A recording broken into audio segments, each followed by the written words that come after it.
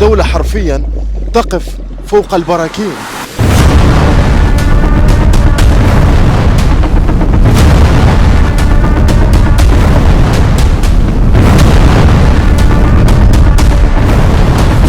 ماء يغلي من تحت الأرض،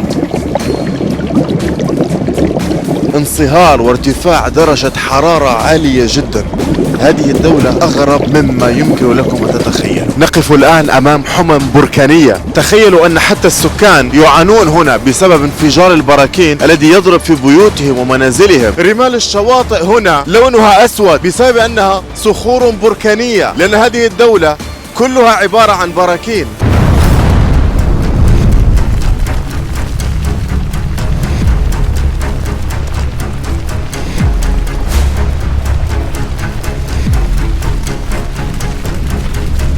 أنه أنقى نهر في العالم بأسره. درجة حرارة المياه التكتونية 2. نحتاج إلى مشروب الشوكولاتة الساخن من بعدها لتجنب الموت المفاجئ. أستطيع أن أرى على بعد 100 متر تحت الماء بشكل واضح. الساعة الآن 12 ليلا. هذا الليل هنا الشمس لا تغرب في أيسلندا. هذه المنطقة متجمدة بالكامل كما يمكنكم أن تروا أعزائي. كرات الثلج متواجدة فوق هذا الماء. انظروا إلى هذه الثلجة. هذه الطيارة الأمريكية سقطت بسبب الثلوج، وهنا أتى جاستن بيبر لكي يصور أغنيته I will show you فوق هذه الطائرة.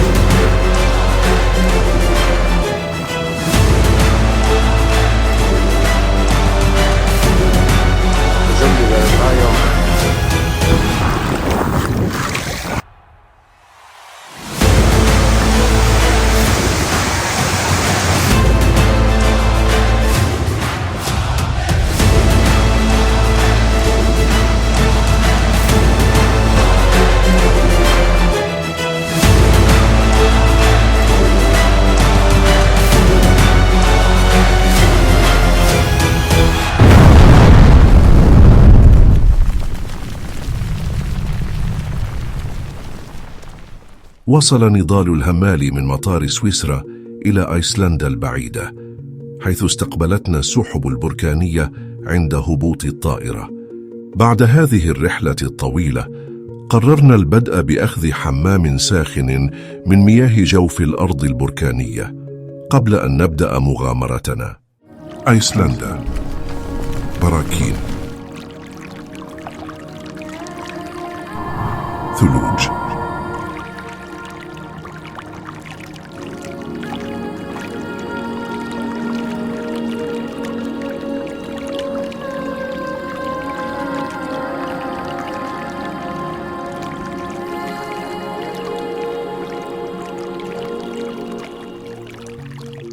ثم انطلقنا بعد ذلك لرؤية الأرض البركانية بعينها. نقف الآن أمام تصدع حمم بركانية، دولة غريبة جدا بها أشياء لا تخطر على البال. ماء يغلي من تحت الأرض، انصهار وارتفاع درجة حرارة عالية جدا. هذه الدولة أغرب مما يمكن لكم أن تتخيلوا. تخيلوا أن حتى السكان يعانون هنا بسبب انفجار البراكين الذي يضرب في بيوتهم ومنازلهم. نحن قد نأتي للسياحة من أجل رؤية البراكين في الأعلى وهي تنفجر، لكن بالنسبة للمحليين هذا أمر مزعج، وانفجار بركان يعني حدوث كوارث. أيسلندا بها الكثير من الزلازل، دولة غريبة بمعنى الكلمة. في أقصى الجنوب الغربي من أيسلندا بين التلال السوداء والضباب الأبدي ترقد أرض كريسوفيك، أرض لا تشبه غيرها. وها نحن ندخل إلى ما هو أكثر غرابة منها، أرض جايزير. هذه الدولة حرفيا تقف فوق البراكين. ما ترونه الآن هو غيض من فيض. تخيلوا معي حتى الماء رائحته بركان، رائحته مثل البيض المتعفن. في أيسلندا سترون المنظر مثل هذا، مهول، دخان في كل جانب، مياه تغلي، براكين تفيض، وحمم بركانية تمر. سأريكم الآن مكان قديم ظلت هذه المياه تضخ وتنفجر. كان جيسير راقدا بهدوء تحت الأرض في واد يدعى هاوكادالور، وهو واد معروف بوفرة ينابيعه الحارة ونشاطه البركاني. تحت طبقات الصخور تسخن حرارة باطن الأرض المياه الجوفية المحصورة بين المسامات والشقوق، ومع مرور الوقت تزداد حرارة هذه المياه وتتحول إلى بخار يرتفع ضغطه شيئا فشيئا حتى تصل القوة إلى ذروتها، ثم وفي لحظة مفاجئة ينفجر الصمت.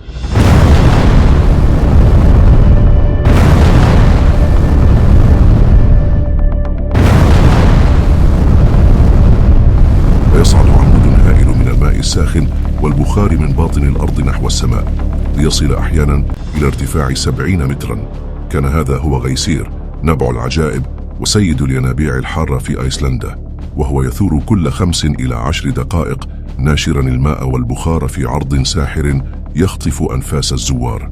قصة غيسير هي حكاية من أعماق الأرض تحدثنا عن توازن دقيق بين الحرارة والماء والضغط، وتذكرنا بأن تحت سكون الأرض تختبئ طاقات هائلة لا نراها. لقد تحدثنا عمن هو تحت الأرض، والآن حان الوقت ليسبح نضال الهمال أسفل هذه الأرض بين الصفائح التكتونية. تخيلوا أنه أنقى نهر في العالم بأسره بالكامل، هذا النهر الذي سندخل فيه الآن، أنه يمكنكم حتى أن تشربوا من هذا الماء وأنتم تسبحون فيه. أنقى ماء يمر بفلتر بين الجبال ويدخل صافيا نقيا. لندخل الآن ونجربه سويا. هنا في صمت الطبيعة الباردة التي زارها الماستر نضال الهمالي، حيث تسكن الأرض قصص النار والجليد، تقع سلفرة، شق ضيق يفصل بين قارتين أوروبا وأمريكا الشمالية. قبل ملايين السنين بدأت الأرض في الانفصال هنا شيئا فشيئا. هذا الانفصال خلق فجوة عميقة ملأتها مياه ذائبة من نهر جليدي يدعى لانجيوكول، لكن الماء لم يندفع بسرعة، لا، بل استغرق 30 إلى 100 عام ليتسرب من الجبل عبر الصخور البركانية حتى صار نقيا كالبلور. And you, are you okay? Yeah. Okay. This is most important. حين ترتدي بدلتك الجافة وتغوص في سيلفرا، أنت لا تغطس في ماء عادي، بل تغطس في أنقى ماء في العالم، ويصل مدى الرؤية تحت الماء إلى أكثر من 100 متر دون أي تشويش في الرؤية، حيث تطفو في ممر مائي يبلغ عمقه أحيانا 45 مترا، والماء فيه صاف لدرجة أنك ترى إلى آخره دون أن ترف عينك. درجة الحرارة لا تتغير كثيرا، بين 2 و4 درجات مئوية طوال العام، ومع أنك في الماء تشعر أنك في الهواء، لا تيارات، لا طحالب، لا ضجيج، فقط صخور داكنة تمثل القارتين على جانبيك، وماء يعكس الضوء كأنه مرآة سماوية.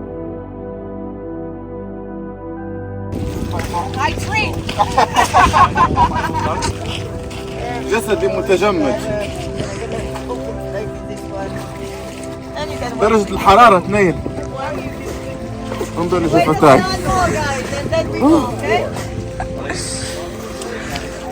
كانت تجربة رائعة جدا. شفتاي أشعر أنها متجمدة، كل شيء متجمد هنا، لكن المنظر من الداخل يعني عندما ترى العمق أعظم تجربة ممكن جربتها في حياتي. لنترك الغوص في أعماق النهر لهذه اللحظة، فينتظرنا المشي الطويل إلى الطائرة التي سقطت في أيسلندا. بعد أن مشينا لحوالي مدة ساعة كاملة على الأقدام في هذا الخلاء، بدأت تظهر لنا الطائرة الساقطة من هناك. تظهر قريبة، على الأرجح في غضون 10 دقائق إلى 5 دقائق نكون قد وصلنا إليها. على الساحل الجنوبي القاسي من أيسلندا، وفي يوم بارد من نوفمبر عام 1973، كانت طائرة تابعة للبحرية الأمريكية DC-3 تطير فوق أيسلندا حين واجهت عطلا اضطرها للهبوط اضطراريا على الشاطئ الرملي المعروف باسم سولهيما ساندر. هناك روايات متضاربة، البعض قال إن السبب هو نفاد الوقود، لكن الطيار نفسه أصر على أنه كان عطلا ميكانيكيا في المحرك، وآخرون يقولون بسبب الثلوج وصعوبة المناخ. الركاب نجوا جميعا ولم يصب أحد بأذى، لكن الطائرة لم تطر بعد ذلك أبدا، تركت هناك مهجورة تحت رحمة الرياح والثلوج والرمال السوداء. ومع مرور السنين تآكلت جوانبها وتجردت من أجنحتها ومحركاتها، وبقي هيكلها الفضي مائلا كأنما لا يزال ينتظر الإقلاع من جديد. لكن ما كان يوما حادثا عاديا تحول إلى رمز شعري وسينمائي، فبفضل موقعها الغريب وسط الصحراء البركانية حتى المصورين وصناع الأفلام والزوار من كل أنحاء العالم صاروا يقطعون مسافة طويلة سيرا على الأقدام فقط لرؤيتها ولمس حكايتها. تقف الطائرة اليوم كأنها نصب تذكاري لصراع الإنسان مع الطبيعة، ولحظة منسية من الحرب الباردة، ودرس صامت عن الصمود والزوال. هذه الطيارة الأمريكية سقطت بسبب الثلوج، وهنالك من يقول أن الوقود انتهى منها ولهذا سقطت. سندخل الآن إلى الداخل ونتفقدها بشكل أكثر عناية.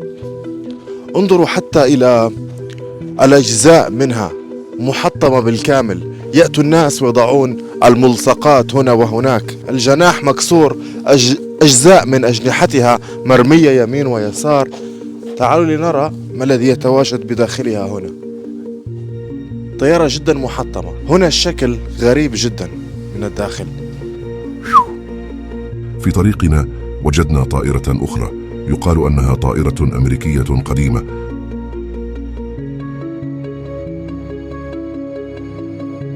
لا طائرة قديمة الصراحة، الواحد لا يقف تحت منها، لا ندري كيف مثبتة أو كيف متوقفة، ولكن هكذا شكلها. أوكي، لنرحل من هذا المكان، لنرحل من هنا. رمال الشواطئ هنا لونها أسود، ليس بسبب أي شيء، بسبب أنها صخور بركانية، لأن هذه الدولة كلها عبارة عن براكين. هذا البحر هو من أحد العجائب هنا، بجانبه كهف ومنظر جميل جدا مثل المدخل، وبجانبه الجبال الخضراء والأمطار تسقط. هذه الدولة أبسط ما يمكن أن أقوله عنها دولة صوفية، طبيعتها غريبة ولا يمكن وصفها بأي كلمة. في الجنوب الساحر من أيسلندا، حيث يلامس المحيط الأطلسي الشواطئ الصخرية، يرقد شاطئ غريب وفاتن في آن واحد اسمه رينيسفيارا. شاطئ لا يشبه غيره، فبدلا من الرمال الذهبية أو البيضاء يمتد أمامك سجاد من الرمال السوداء، كأن الليل نام على الأرض. ولدت هذه الرمال من نار البراكين. منذ آلاف السنين كانت الحمم البركانية تتدفق من أعماق الأرض، تلتقي بماء البحر وتبرد بسرعة، فتتحول إلى صخور بازلتية سوداء. ومع الزمن تفككت هذه الصخور تحت ضربات الموج والرياح، حتى أصبحت ذرات رمل داكنة ناعمة كالحرير وسوداء كلون الليل. لكن الشاطئ ليس رمالا فقط، فعلى جانبه تقف أعمدة حجرية ضخمة مرتبة كأنها منحوتات موسيقية تعرف باسم أعمدة البازلت. تشكلت هذه الأعمدة سداسية الشكل حين بردت الحمم بطريقة بطيئة ومنتظمة، فانبثقت هذه الأشكال الهندسية الغريبة. وفي عرض البحر تظهر من بين الضباب صخور عملاقة تعرف باسم رينيسدرانجار. يقال في الأساطير الآيسلندية إنها ترولات، كائنات روحية حاولت سحب السفينة إلى الشاطئ، لكنها تحجرت حين طلعت الشمس وبقيت واقفة هناك ترقب الشاطئ بصمت. أما البحر هنا فله هيبته، يعرف بأمواجه المفاجئة والعنيفة التي تسمى موجات الغدر، قادرة على سحب من يقترب دون حذر. لذلك فإن من يزور رينيسفيارا لا ينسى أن الجمال قد يخفي خطرا، وأن الاحترام للطبيعة واجب لا يغفل. وصل الماستر نضال الهمالي إلى شلال سيلجالانسا. يقع هذا الشلال المهيب في الساحل الجنوبي من أيسلندا، ويعد من أكثر الشلالات شهرة في البلاد، لا لطوله وحده، إذ يسقط من ارتفاع يقارب 60 مترا، بل لأنه يسمح للزائر أن يسير خلفه ليشهد الماء وهو يهبط كستارة شفافة من الضوء والحياة. تخترق أشعة الشمس قطراته لتخلق أقواس قزح كأنها تنبض من قلب الشلال، فتغدو زيارته تجربة حسية وروحية. أما من أين جاءت هذه المياه؟ فهي ليست مجرد نبع عادي، بل نهر يدعى سيلجالانسا، يتغذى من ذوبان نهر جليدي ضخم يدعى إيجاف جالا جوكل، وهو نفسه الذي اشتهر بثورانه في عام 2010. هكذا فإن ما نراه كشلال ساحر ما هو إلا تلاقي الجليد بالنار، في تجل هادئ لثورات الطبيعة المستترة. يأخذنا نضال الهمال إلى أقصى جنوب أيسلندا. هذه المنطقة متجمدة بالكامل كما يمكنكم أن تروا أعزائي. كرات الثلج متواجدة فوق هذا الماء. انظروا إلى هذه الثلجة حيث تلتقي السماء الرمادية بمياه المحيط الباردة. انظروا إلى الشكل إلى ذلك الاتجاه. المنظر هنا الثلج ملون باللون التركوازي الأبيض الجميل. منظر ولا أروع، لا يمكن تصوره في أي مكان. لا يتلألأ هذا الشاطئ برمال ذهبية، بل تغطيه الرمال السوداء التي تكونت بفعل الانفجارات البركانية منذ آلاف السنين، شاهدة على تاريخ الأرض الناري. لكن ما يجعل هذا المكان مميزا ليس لون رماله، بل ما يتناثر فوقها من قطع جليدية براقة تشبه الألماس، وكأنها كنوز نثرتها الطبيعة بعناية. هذه القطع ليست أحجارا كريمة، بل أجزاء من الجليد انفصلت عن جبل جليدي ضخم يدعى برايدا-ميركوريوكول، وهو امتداد لنهر جليدي أكبر يسمى فاتنايوكول، أحد أكبر الأنهار الجليدية في أوروبا. عندما تنهار كتل الجليد من هذا الجبل تنزلق نحو بحيرة جليدية تعرف باسم يوكول سارلون، حيث تبدأ رحلة بطيئة عبر المياه. تدفع الأمواج بعض هذه القطع الجليدية من البحيرة نحو المحيط، لكن بعضها يعود بفعل التيارات المائية والرياح ليستقر على الرمال السوداء. هناك على هذا الشاطئ الغامض تتلألأ القطع تحت ضوء الشمس وكأنها ألماسات حقيقية. يختلف شكل كل قطعة، بعضها ناعم وشفاف كالكريستال، وبعضها يبدو كأنه نحت بفن دقيق. وعندما تشرق الشمس تعكس هذه القطع ضوءها لتتحول إلى مشهد ساحر يخطف الأنفاس، حتى في أكثر الأيام برودة وغموضا. الزوار يقفون مدهوشين، يلمسون الجليد البارد، يلتقطون الصور ويصغون لصوت الأمواج وهي تلامس الألماسات في رقة. إنه مشهد لا يتكرر ومكان لا يشبه غيره.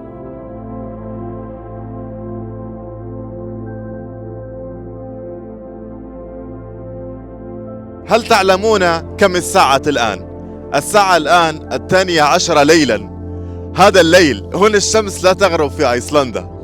يمكنكم أن تروا النهر، يمكنكم أن تروا الجبل، يمكنكم أن تتحركوا طوال الليل ولن تشعروا أنه ليل على الإطلاق. لا تغرب هنا الشمس في فصل الصيف، لا تغرب بتاتا. هكذا وهكذا ظهرا، وهكذا ليلا، هكذا عشية، وهكذا طوال الصيف. توقفنا الآن في البرد لكي نأخذ شوربة لحم الغنم على الطريقة الأيسلندية للتدفئة، لأن الجو جدا بارد. وسط سهول أيسلندا السوداء، حيث تهمس الرياح بأسرار البراكين القديمة، يرقد كيريد كريتر كجوهرة زمردية في تاج من الحمم المتجمدة. هو ليس مجرد فوهة، بل صفحة من كتاب الأرض كتبت بالحمم والرماد قبل نحو 3000 سنة. كان كيريد في بدايته بركانا صغيرا يغلي قلبه بالحمم والنار، حتى أنهى انفجاره العظيم كل شيء. لكن على عكس الفوهات العادية، لم ينفجر البركان بالكامل، بل بردت حممه شيئا فشيئا، وانهار السقف البركاني على نفسه، مكونا حوضا دائريا يبلغ قطره نحو 170 مترا وعمقه 55 مترا. بمرور السنين تجمعت مياه الأمطار والمياه الجوفية في قاعه لتشكل بحيرة ساكنة بلون أزرق زمردي تعكس لون المعادن الحمراء الداكنة في جدرانه، كأنها مرآة السماء. أترون هذا الجو البارد والأمطار التي كانت تسقط قبل قليل؟ في هذا الخلاء في منتصف خلاء أيسلندا تتواجد بركة ساخنة جدا. لن نذهب لكي نتفرج عليها، بل سندخل لكي نسبح فيها. هذه البركة هي ليست البركة الأولى. تخيلوا معي، الجو بارد جدا وتدخل في بركة في منتصف هذه الطبيعة. ستكون تجربة أكثر من رائعة. لنذهب ونجربها.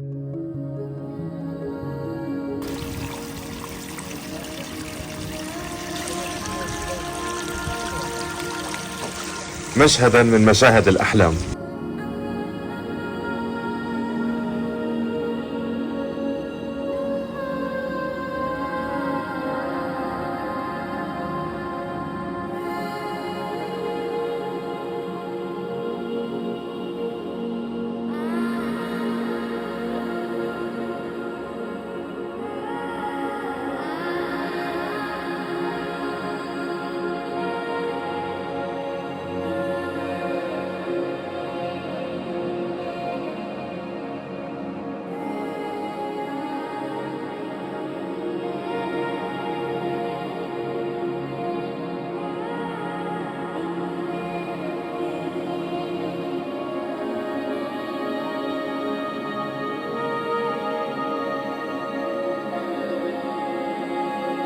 في قلب أرض الجليد والنار، حيث ترقص الشلالات بين الجبال وتتنفس الأرض بالبراكين، يهمس شلال غولفوس بأغنية لا تنتهي، أغنية الماء والقوة والذهب والكرامة.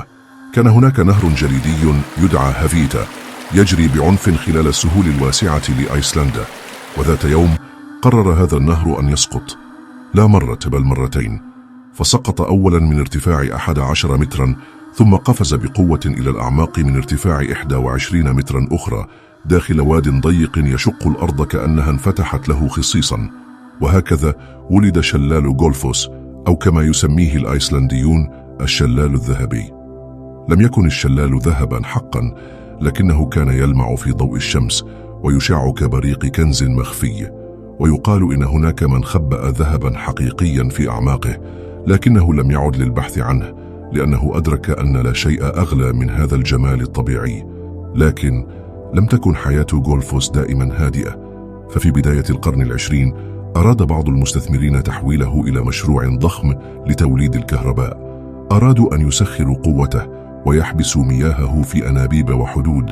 بدت الفكرة مغرية، طاقة لا تنفد، لكن الثمن كان روح الشلال. وهنا ظهرت سيغريدور توماسدوتير، فتاة ريفية شابة لم تكن تحمل سلاحا ولا مالا، لكن قلبها كان مليئا بحب الأرض. كانت سيغريدور تعرف الشلال كما تعرف نبض قلبها، ورفضت أن تراه يقيد. سافرت مرارا إلى العاصمة سيرا على الأقدام بين الثلوج والبرد لتدافع عنه، وهددت بجرأة نادرة أن تلقي بنفسها في الشلال إن حاولوا تقييده. لم تربح قضيتها في المحكمة، لكنها ربحت قلوب الناس، وتحول الشلال من مشروع طاقة إلى رمز وطني للطبيعة والحماية. بفضلها وبفضل كل من آمن بأن الجمال لا يشترى ولا يباع، بقي غولفوس حرا يتدفق كما يشاء، يروي قصة الماء والفتاة والوطن.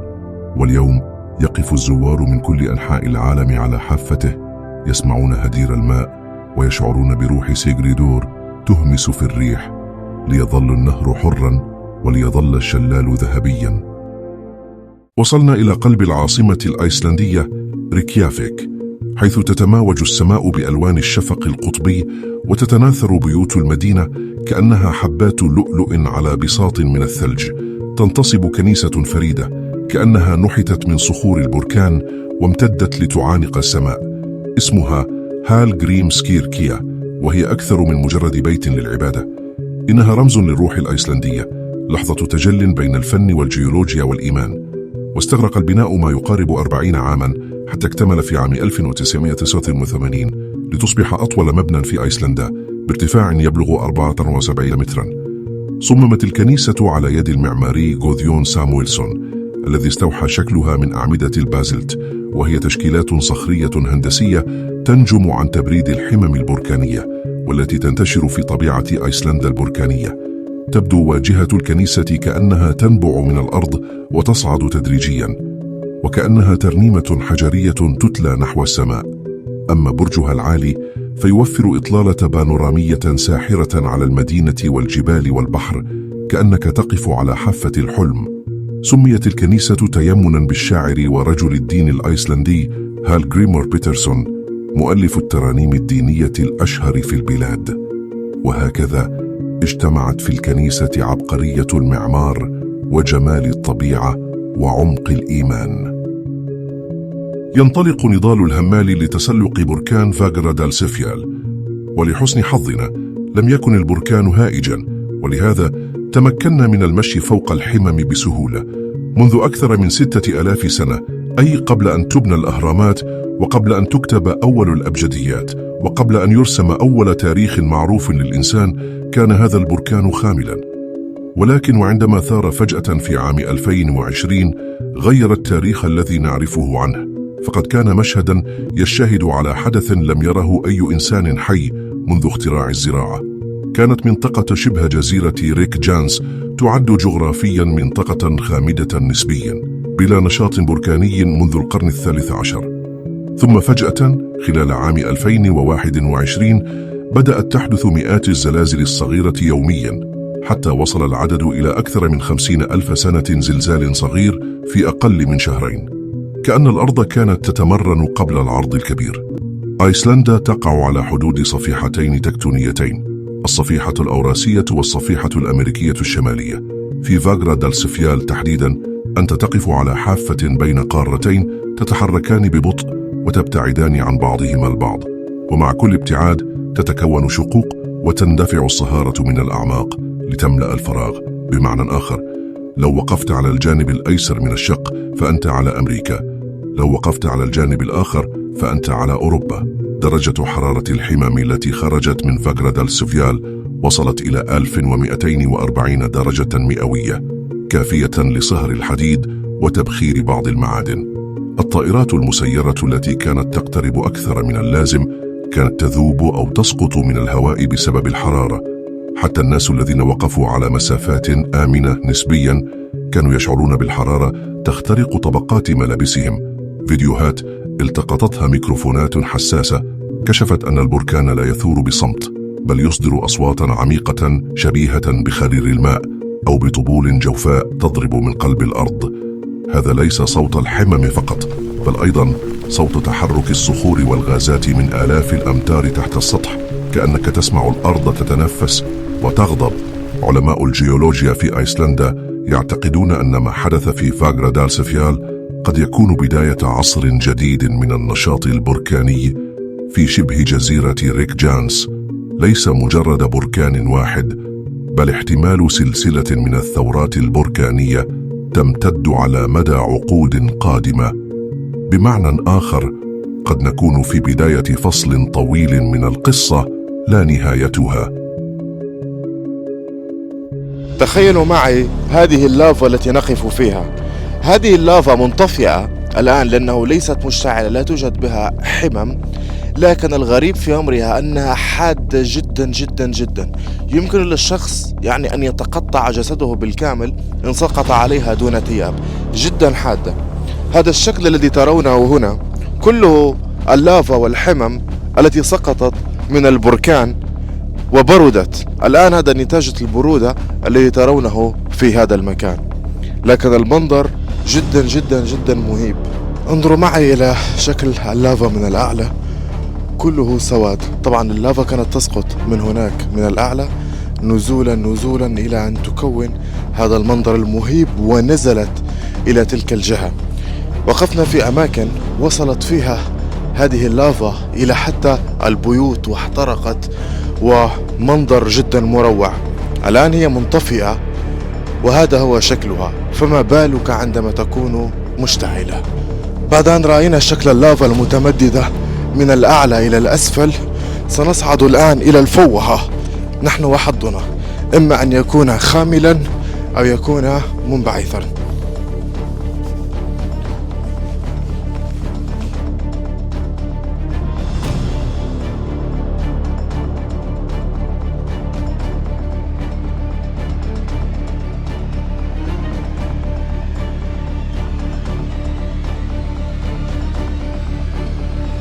أخيرا وصلنا.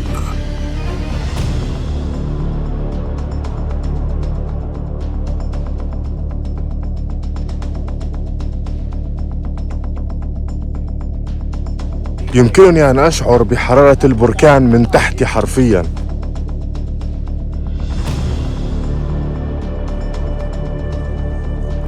نحن الآن حرفيا فوق فوهة البركان. يدعوكم نضال الهمالي للذهاب تحت إرشاد مرشد محلي لتجنب الحوادث الخطيرة. ساخن جدا، حتى الدنيا متبخرة في الأمام هنا. هذا مصدر البركان ينبعث من هذا الجهة. انظروا شكل جدا مهيب. تخيلوا معي نحن نمشي ونشعر بحرارة المكان. هذه أيضا فتحة أخرى فوهة.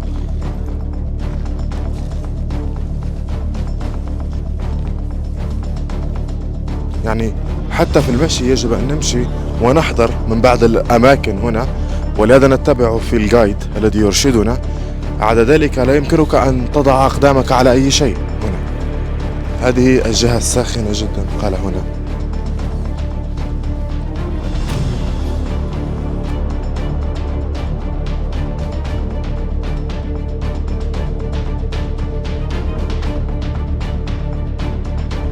قيسوا نسبة الحرارة في هذه الفواهة.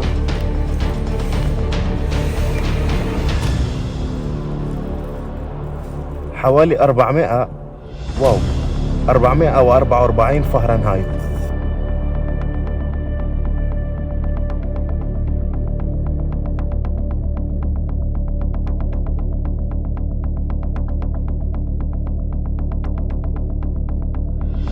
فوق فوهة البركان المنطفئ مشينا بخطى متأملة، يكفينا براكينا لهذا اليوم، لأن في الغد تنتظرنا طائرتنا إلى إيطاليا لنحظى بقسط من الراحة، نحمل معنا ذكريات لا تنطفئ، كأنها جمرة خبأتها الأرض في قلبها لنا وحدنا.